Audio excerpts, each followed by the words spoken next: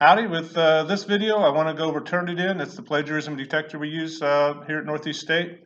I want you to make sure you know where to find that report and know what you're looking at when you read the report. And you want to do this before you turn in the final version of your MLA medical essay. Turnitin is not supposed to be this gotcha thing that I use. It's supposed to be something you use to make sure you're summarizing, paraphrasing, quoting, and citing correctly. The essays due anytime this weekend. I'm not going to start grading these till Monday. I'm doing this video on Friday the 13th. I want you to turn in, the best essay you can produce. For the next week, we'll start the next essay. Next Monday and Tuesday is Northeast State's fall break. So all we're doing is I want you to see the topic for your APA career essay. Basically, you're just researching the degree and the career that you're going to go into, once you graduate, or while you're trying to graduate as well. For some people, you already know what that is. It's pretty quick. For dual enrollment students, I got to think about it. It's like, I don't know. Why does everybody keep asking me, what I want to do when I go to college? So, different people are at different places, especially in this class. It's going to make these essays very interesting. Reflection number 4 is going to be an academic plan. Registration starts October 23rd. You should be going to your advisor, and they can help you develop this plan. Number 5, we're going to start looking at APA formatting. Then you're going to start writing the essay. So what I want to do is go to Turnitin and show you how that works. I'm in the class as a student right now, so hopefully you're going to see exactly what I'm doing. But to see your Turnitin report, you're going to go to the Dropbox. Then you're going to go over here to submissions and click on that number. And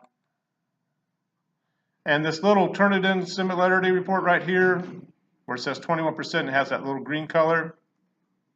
Turnitin is saying 21% of this essay.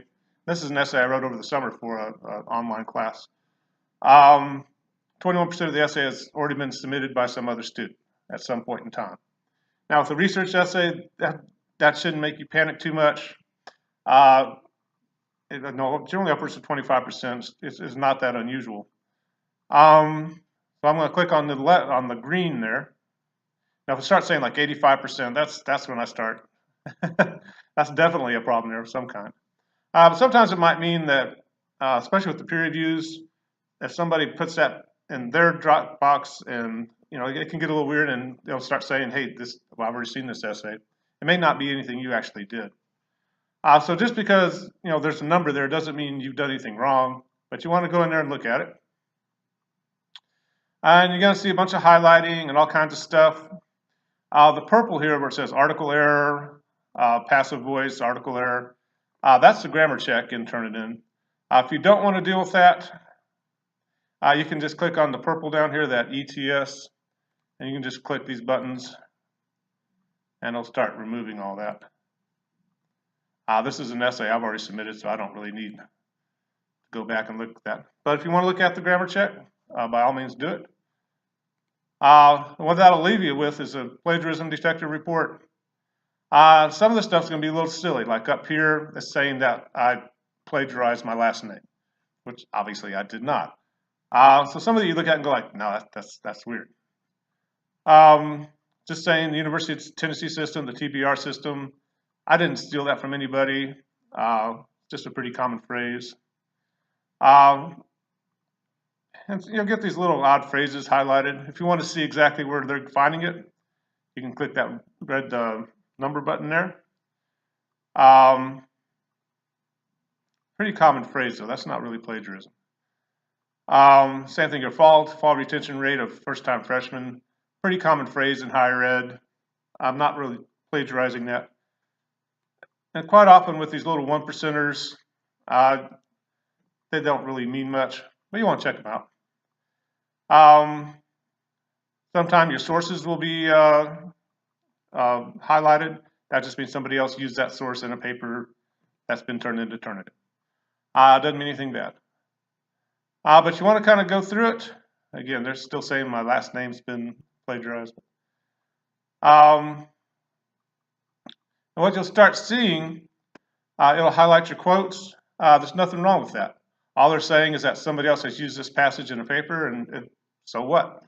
I'm not the first person to talk about co-requisite remediation.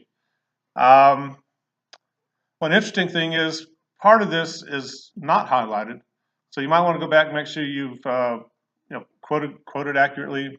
You don't have a wrong word in there or something weird like that. But that's not, I got mine from the actual original source, not from Higher Ed Today. So Higher Ed Today might have changed that quote in a couple of ways. So it's looking good. Office of the Vice Chancellor for Academic Affairs is not something I could plagiarize. Again, another quote. I did not get this from Higher Ed Today. I got it from the actual original source. So apparently the Higher Ed article played with the quote a little bit. But it's a long quote. Nothing wrong with that being highlighted. I'm not plagiarizing that.